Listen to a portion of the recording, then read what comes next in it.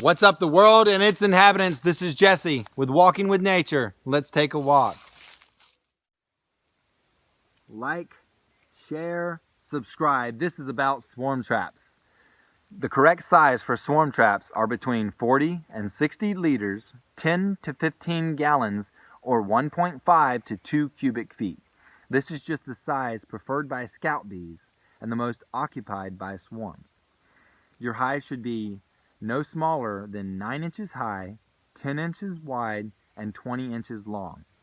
Your entrance should be no larger than 2 inches. 1 inch works fine, and this is what I use.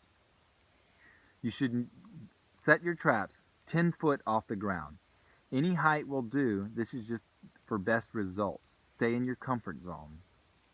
You need to bait your hives.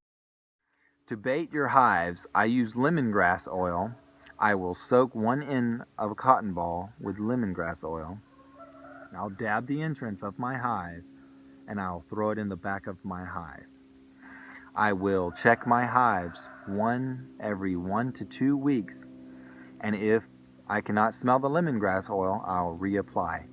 Too much lemongrass oil will have an opposite effect, and you do not want this. It's very important to know when swarm season is because you do not want to miss swarm season. A good indication of this are dandelions. When dandelions bloom, you should have your traps set. Another indication is if you know the average last winter frost date, your hive should be set 1 month before this date. There's many different types of swarm traps. I like to use frames or bars in mine. I like to create my own because it's a lot easier when it is time to move them. And you can just pull bars out. If you catch a swarm, you need to leave them in there for a day or two. Let them settle in. If you move them too early, they will leave on you. There's nothing holding them there.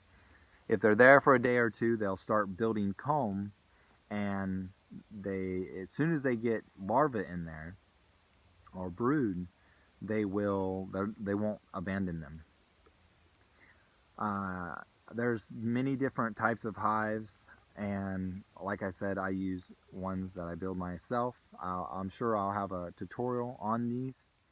Swarm traps have a 1 to 3 chance in catching bees. This means if you had 30 traps, 10 of these traps is highly likely to catch swarms if set correctly. Why someone should want to own bees. It's very important for the backyard beekeeper. If there was not the backyard beekeeper, bees would be extinct. And when bees go extinct, not very long after, probably 20 years, I don't know, it's just throwing a label on it, humans will go extinct after that. They pollinate 3/4 of the world's food sources of our diet. You wouldn't have a lot of things without it. No fruit, corn, flour.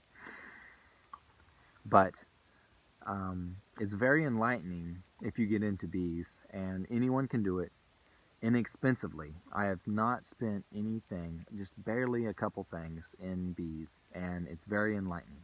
When I first started, it was like jumping off a cliff. I had screens stapled to a hat, gloves on, and just a lot of different things. I implore anyone to take a jump off of that cliff and just try to help nature.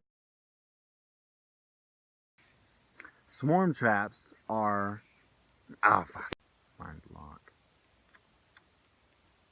I forgot what else I was gonna say. Is a cotton ball in half. Like, share, subscribe. Thank y'all very much. Y'all have a good day. Look out for future videos.